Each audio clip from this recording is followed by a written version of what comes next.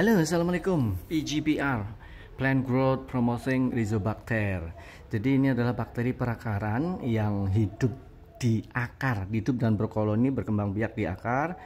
Bakteri ini memfiksasi nitrogen, membantu tanaman ngambil nitrogen, kemudian melindungi akar dari patogen, kemudian mengurai bahan organik. Jadi ada 5 pertanyaan tentang PGPR dari teman kita. Salah satunya bertanya bahwa PGPR apakah bisa digunakan sebagai starter pembuatan kompos?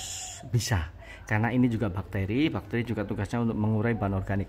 Namun pengambilan PGPR ini tujuan utamanya adalah untuk membantu tanaman itu melalui akar. Jadi PGPR yang sudah jadi ini aplikasinya tetap ke tanah, ke media tanam di dekat perakaran, atau kalau mau aplikasi di bibit itu di biji itu di saat perendaman ya. Tapi intinya ini aplikasinya langsung ke tanah, langsung ke daerah seputar akar. Kalau mau digunakan juga untuk pembuatan kompos bisa juga.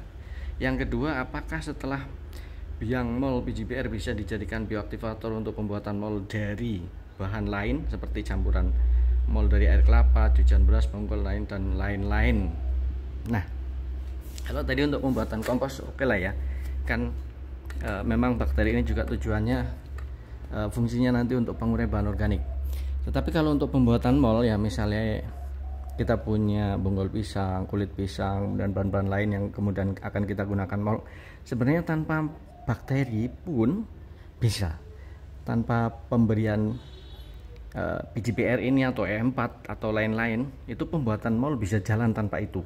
Yang penting ada 3 unsur: bahan baku, kemudian sumber energi, dan kemudian pendukung ya. Jadi misalnya gini, kalau kita ingin membuat mol kulit pisang, misalnya kita punya kulit pisang 2 kg bahan baku itu ya, tapi di kulit pisang itu sebenarnya juga mengandung berbagai macam unsur di dalamnya, kemudian ada juga bakteri nanti jadinya. Kemudian bahan pendukungnya adalah air kelapa, kemudian sumber energinya adalah gula merah atau gula pasir.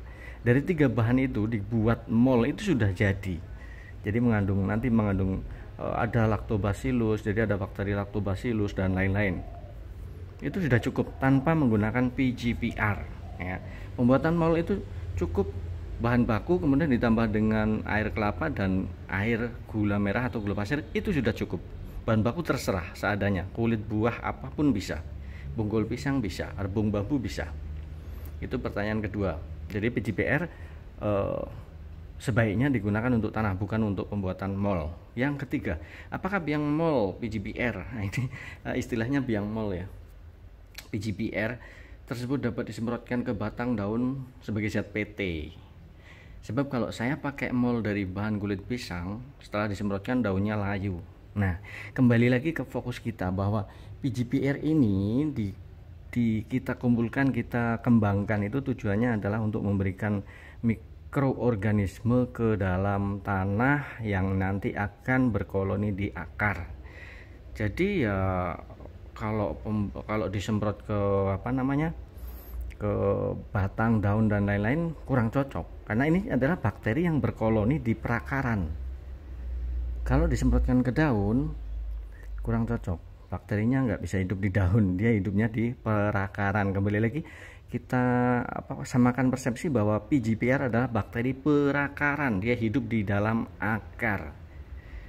Kemudian diteruskan, karena kalau pakai mol kulit pisang dia semprotkan ke tanaman layu. Nah, gini, mol atau POC atau PGPR atau E4 dan lain-lain itu merupakan konsentrat.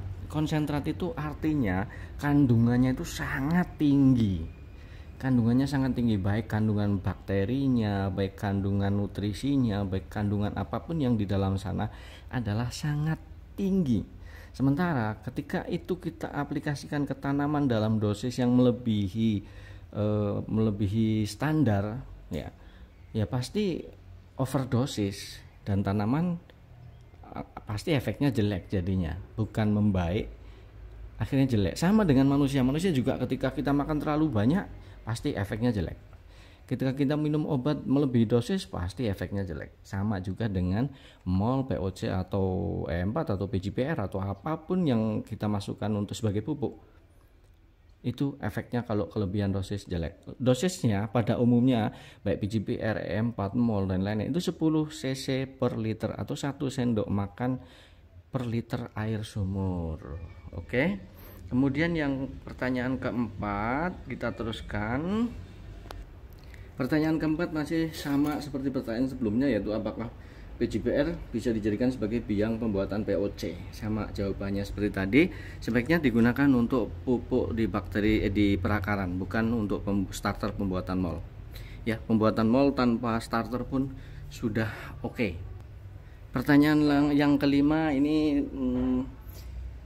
tidak ada hubungannya dengan PGPR, yaitu apakah ketika membuat kompos dari bahan bakunya cuma enceng gondok saja sudah bisa sudah bagus, karena katanya enceng gondok itu mengandung NPK tinggi katanya gitu. Enceng gondok itu tanaman air yang biasa berada di sungai atau di rawa-rawa ya. Apakah sudah cukup untuk membuat kompos yang memiliki kandungan nutrisi NPK? Pada prinsipnya gini, setiap bahan-bahan organik itu mengandung nutrisi yang berbeda-beda. Kita bayangkan tanaman. Ketika tanaman membentuk daun, maka bahan bakunya otomatis bahan baku pembentuk daun. Jadi tanaman mengambil nutrisi dari tanah yang berupa bahan baku pembentuk daun, diedarkan ke daun untuk membentuk daun. Kemudian ketika tanaman bunga, ya otomatis nutrisi yang diambil dari tanah itu ya nutrisi yang digunakan bahan baku untuk membentuk bunga. Kemudian sama saja nutrisi ketika berbuah juga seperti itu. Nutrisi yang diambil ya bahan baku atau nutrisi yang nanti digunakan untuk membentuk buah. Nah, kalau kita ingin membuat pupuk yang mengandung ketiga nutrisi itu, ya kita buat dari daun, dari bunga, kalau bunga sayang ya buahnya gitu. Jadi pupuk yang berasal dari daun itu mengandung nutrisi yang digunakan tanaman nanti untuk membentuk daun. Pupuk yang kita buat dengan buah ya nanti akan menjadi nutrisi yang digunakan oleh tanaman untuk membuat buah. Itu cara mudahnya kan seperti itu. Ya, cara mudahnya seperti itu. Jadi ketika kita membuat sebuah pupuk dengan hanya menggunakan satu bahan saja, mungkin kandungannya ya semua kandungan bahan organik itu ada NPK, bahkan ada unsur mikro juga. Tapi kadang-kadang dominan N, dominan P, dominan K gitu. Nah, kalau kita mau lengkap, maka bahan bakunya juga harus lengkap seperti itu. Jadi kalau membuat kompos dari enceng gondok saja ya bisa saja dan kandungannya juga sudah lengkap. Memang semuanya sudah lengkap, tapi supaya lebih bagus lagi kalau menurut kami itu ya buatlah kompos dengan menggunakan bahan yang beragam. Jadi ada daun, ada kulit buah, ada sisa-sisa mungkin akar, batang, ranting gitu ya. Semakin beragam bahan bakunya, maka hasilnya nutrisi yang dikandung di dalamnya juga akan semakin beragam. Itu kalau prinsip kami seperti itu. Manakala ada orang menanyakan ini PGPR diaplikasikan seperti apa jika dibandingkan dengan yang lain misalnya. Terus POC ini POC air cucian beras misalnya diaplikasikan seperti apa jika dibandingkan dengan yang lain. Jawaban kami tetap dari dulu kita sering jawab seperti itu, bahwa kami tidak tidak ingin membandingkan seperti itu.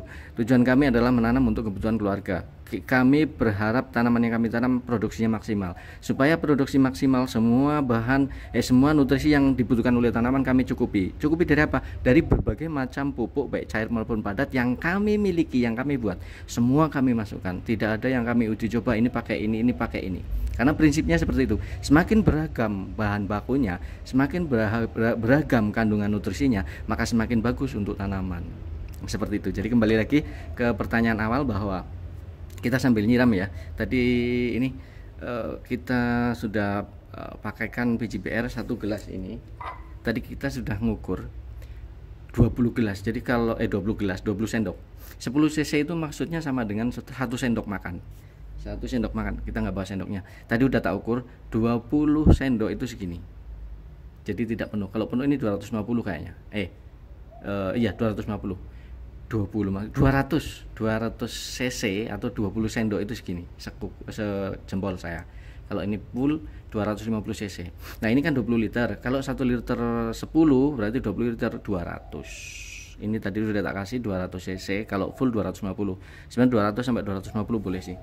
Ini dosis aman ya, dosis aman. Jadi ketika kita aplikasikan tidak masalah.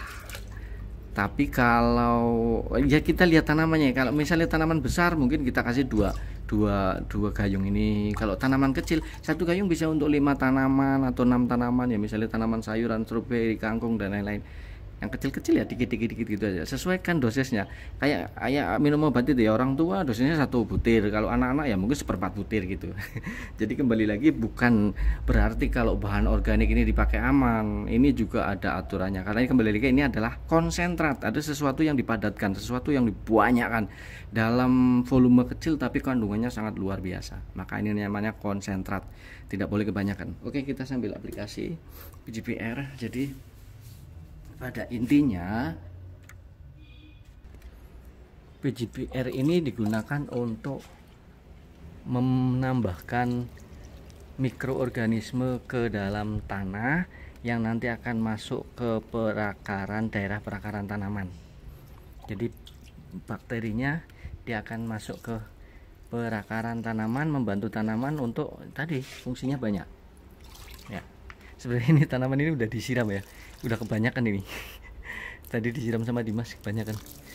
Nah ini kalau nanam bawang daun dari akar, dari batang bawah, katanya banyakan yang busuk. Memang kalau terlalu sering basah mediane ya busuk batang. Ada beberapa yang busuk batang karena sering kita gunakan untuk kalau pas buat video ya disiram gitu, padahal udah habis disiram atau memang saatnya belum butuh disiram, tapi terpaksa kita praktekkan siram, akhirnya selalu sering basah dan busuk. Nggak apa-apa, wis nanti nanam lagi. Ini jadi kita aplikasinya langsung ke tanah ya, aplikasinya langsung ke tanah, maksudnya tanah yang dekat dengan tanaman. Jadi biar bakterinya, mikroorganisme itu masuk ke dalam areal perakaran. Jadi nanti akan membantu akar untuk melindungi akar ya, yang jelas. Imunisasi banyak lah ya, seperti ini kita berikan. Nah ini kalau nggak salah timun ya, ini sama ini. Kalau yang di atas ini kacang panjang, ini kacang panjangnya udah sprout, ini sama ini sudah sprout, ini sudah sprout. Kalau yang bawah ini timun. Nih, kita akan tambahkan PGPR untuk melindungi. Nah tadi saya bilang kalau tanaman masih kecil ya dikasih sedikit aja, jangan banyak-banyak. Ya ini kalau tanaman udah besar ya yang banyak nggak apa-apa gitu maksudnya, supaya tidak overdosis. Oke, jadi intinya PGPR itu untuk akar tanaman, untuk tanah ya. Dia hidup di dalam tanah, dia hidup di perakaran tanaman. Jadi sebaiknya aplikasinya tetap ke tanah, ke perakaran, bukan untuk pembuatan mol atau pembuatan kompos. Kalau pembuatan kompos tanpa diberikan starter juga sudah jalan sendiri, tidak perlu khawatir.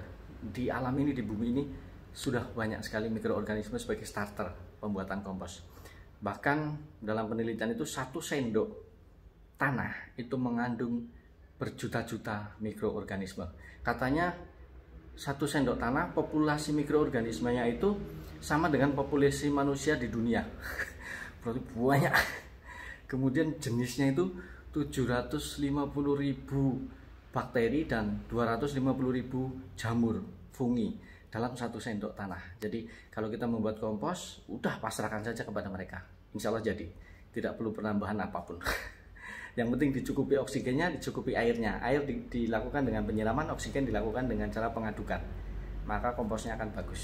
Seperti itu. Ya, PGPR untuk akar tanaman. Oke, semoga ada manfaatnya. Terima kasih sudah nonton. Assalamualaikum warahmatullahi wabarakatuh.